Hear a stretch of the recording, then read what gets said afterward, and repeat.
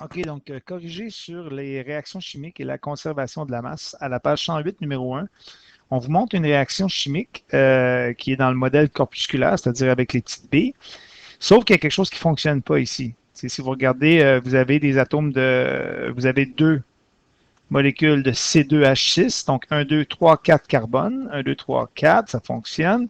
Vous avez la flèche ici qui veut dire qu'il y a une transformation chimique. Donc, je suis supposé avoir le même nombre d'atomes de chaque élément de chaque côté. Donc, pour le carbone, ça va. Pour l'oxygène, si on regarde ça, les atomes d'oxygène, j'en ai 1, 2, 3, 4, 5, 6, 7, 8, 9, 10. Puis, à droite, du côté des produits, j'en ai 8 ici, 9, 10, 11, 12, 13, 14. Donc, c'est ça qui ne fonctionne pas.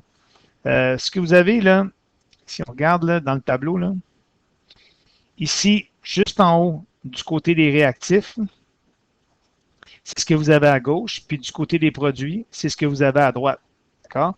Donc, du côté des réactifs et des produits, j'ai le même nombre d'atomes de carbone. Les atomes d'hydrogène, c'est 12, c'est 12. Ça, c'est parfait.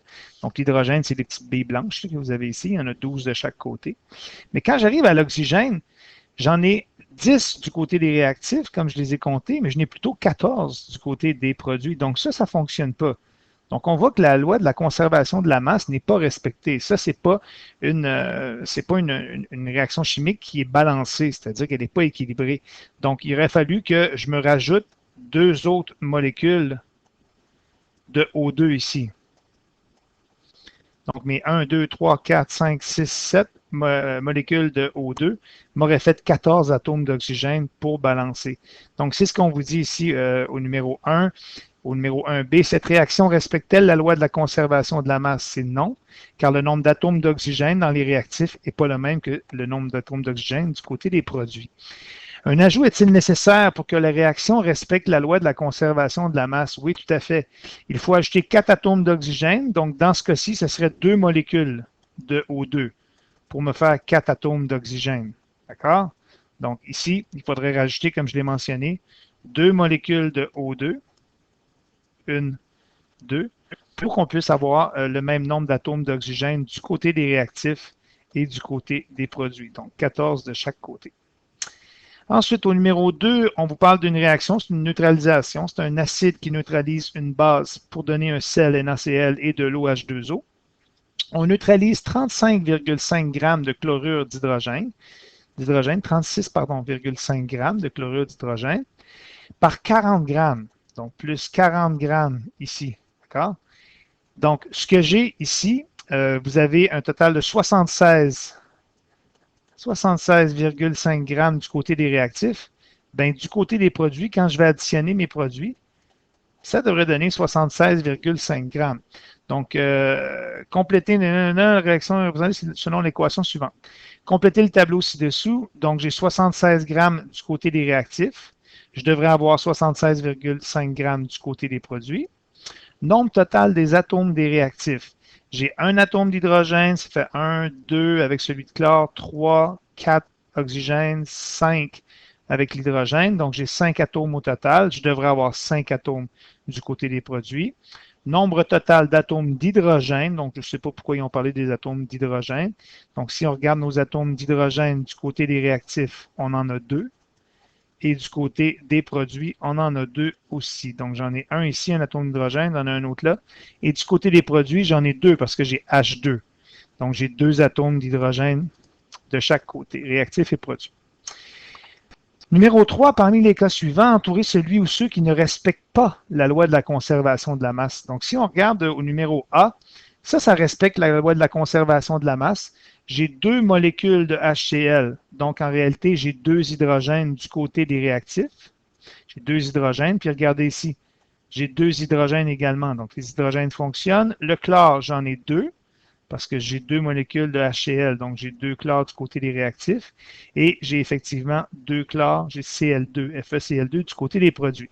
J'ai un atome de fer et j'ai un atome de fer. Donc, ça fonctionne. Ça respecte la loi de la conservation de la masse. Au numéro B, il y a un problème. Il y a 4 atomes de chlore, donc Cl4. Il y a 4 atomes de chlore du côté des produits, mais il y en a seulement 2 du côté des réactifs. Il faudrait que je me rajoute un petit 2 ici. Il faudrait qu'il y ait un coefficient de 2 pour que ce soit correct. Donc ici, ça ne respecte pas la loi de la conservation de la masse parce que j'ai 2 atomes de chlore du côté des réactifs, puis j'en ai 4 du côté des produits. Par contre, mes carbones, pardon, ça fonctionnait. On va faire le numéro D. Lui, ça respecte. J'ai 4 atomes d'aluminium. Donc, ici, j'ai 2 molécules qui, dans chacune des molécules, il y a 2 atomes. Donc, 2 fois Al2, ça fait 4 atomes d'aluminium. Puis, j'ai 3 fois 2, j'ai 6 atomes d'oxygène. Ben, j'ai 6 atomes d'oxygène. Regardez, j'ai 2 fois O3. Donc, ça me fait 6 atomes d'oxygène également. Donc, celle-là, elle est équilibrée, la D.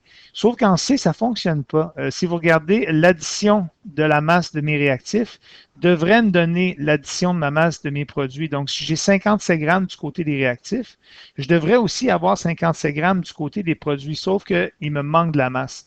Donc, ça ne respecte pas la loi de la conservation de la masse. Donc, B et C ne respectent pas la loi de la conservation de la masse. Ici, la masse n'a pas été conservée.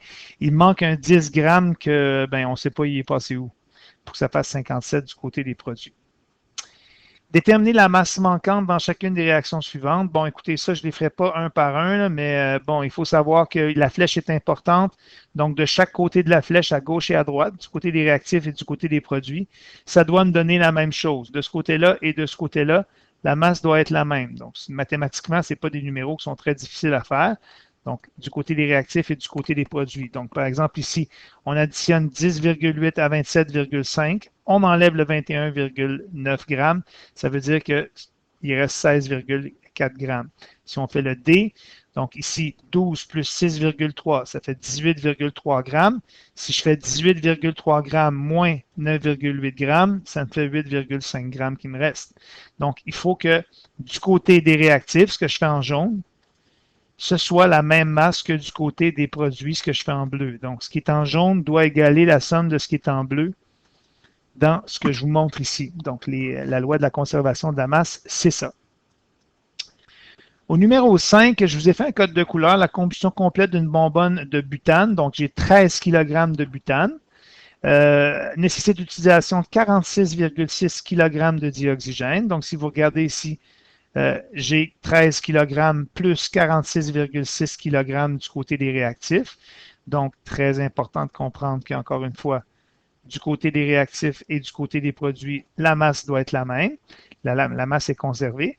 Si on vous dit que j'ai 39,4 kg de dioxyde de carbone, quelle est la quantité d'eau qui est impliquée là-dedans? Donc, tout simplement, c'est que du côté des réactifs, ça fait 59,6 grammes. Ben, du côté des produits, ça doit faire 59,6 grammes. Rien ne se perd, rien ne se crée.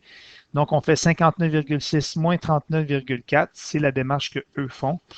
Donc, 59,6, c'est le total. Et pour trouver, quelle est la question? Quelle est la masse totale des gaz dégagés? Ah, encore plus facile. Ici, vous n'avez même pas à déterminer la masse, les gaz dégagés. Donc, n'oubliez pas que ce qui est dégagé, c'est du côté des produits. D'accord? Donc, ce qui est calculer la masse totale des gaz dégagés, ça, c'est du côté des produits. Dégagé, ça veut dire ce qui est produit. Donc, les gaz dégagés, c'est la vapeur d'eau, H2O gazeux, et le petit g ici qui est du CO2 gazeux. Donc, ici, il y a eu un dégagement de gaz de l'ordre de 59,6 grammes. Donc, la masse totale des gaz dégagés, autrement dit ce que j'ai du côté des produits, les deux gaz que j'ai du côté des produits, ça pèse 59,6 kg. Au numéro 6, c'est le dernier numéro, un élève fait réagir une masse de, dans une tasse à mesurer, 300 g d'acide acétique avec 420 g de bicarbonate de sodium. L'équation de cette réaction s'écrit comme suit. Donc là, vous avez l'équation chimique. Moi, je vous ai mis les quantités qui sont impliquées. 300 g plus 420 g.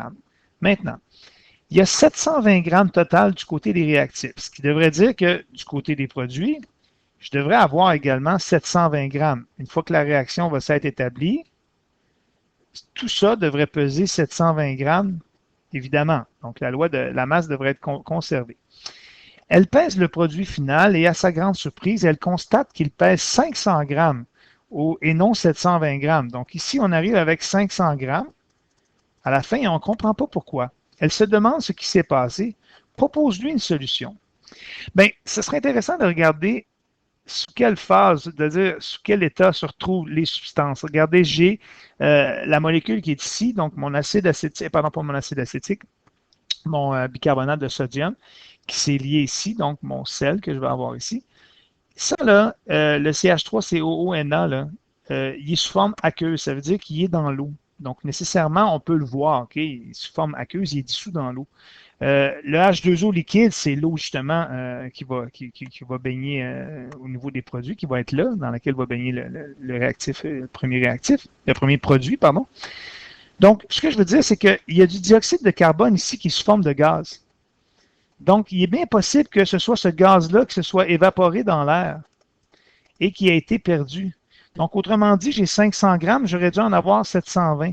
Donc, il me manque 220 grammes. Mais ces 220 grammes-là, on peut supposer que ça a été perdu, ça a été évaporé dans l'air. Le dioxyde de carbone gazeux, j'en avais probablement 220 grammes et il a été perdu dans l'air. Donc, eux, ce qu'ils font comme démarche, doivent donner quelque chose qui ressemble à ça, c'est-à-dire que, bon, ils additionnent tout ça, ça fait 720, ça c'est mes données pour le niveau des réactifs. Donc, l'équation ci-dessous, il y a formation de CO2 et ce gaz s'est dissipé dans l'air au cours de la réaction. La dissipation du gaz explique la différence de 220 grammes entre la masse des réactifs et des produits. Donc, pour mettre en évidence la loi de la conservation de la masse, il faut choisir des réactions qui n'impliquent pas des gaz. Évidemment, c'est plus évident. Ou, comme dans le cas qui nous occupe, effectuer la réaction dans un récipient fermé pour empêcher les produits gazeux de s'échapper. Donc, ce qu'on veut dire, c'est que ça ne veut pas dire qu'on retrouve toujours nos produits.